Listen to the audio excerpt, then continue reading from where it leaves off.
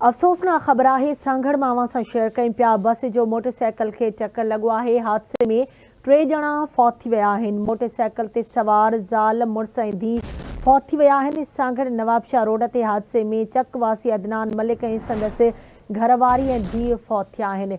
अफ़सोसनाक ख़बर अवां सां शेयर कयूं पिया। सांगड़ में बस जो मोटरसाइकिल के टक्कर लगो है। 3 ॼणा हादसे में फौत थी विया। मोटरसाइकिल ते सवार ज़ाल मुड़स ऐं धीउ फौत थी विया आहिनि। सांगड़ नवाबशाह रोड ते हादसे में चक वासी अदनान मलिक ऐं संदसि घरवारी ऐं धीउ फौत थी विया।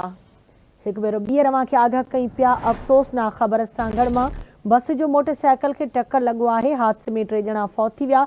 तफ़सील मालूम कंदासीं सांगड़ मां आवाज़ जे रिपोर्टर एडी कुंभर खां। जी एडी कुंभर, कहिड़ा तफ़सील आहिनि इन अफ़सोसनाक ख़बर जे हवाले सां? जी बिल्कुल ही अफसोसनाक हादसो पेश आयो आहे। सांगड़ नवाबशाह रोड ते सुल्तान कोट स्टॉप आहे। उते मोटरसाइकिल सवारनि खे जेको आहे सो तेज़ रफ़्तार बस पोयां खां टक्कर हयो आहे, जंहिंजे नतीजे में 7 चक वासी जेको अदनान मलिक आहे, उनजी घरवारी ऐं संदसि नंढड़ी जेका धीउ आहे, 3 ॼणा जेके आहिनि से फौत थी विया आहिनि। उन फौतनि खे जेको आहे सो सिविल अस्पताल सांगड़ मुंतक़िल कयो वियो आहे।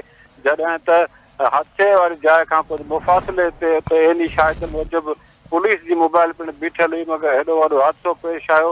पुलिस उन जेके हादसे जो शिकार ज़ख़्मी हुआ ते तड़पी विया, उन्हनि जी मदद लाइ न पहुती।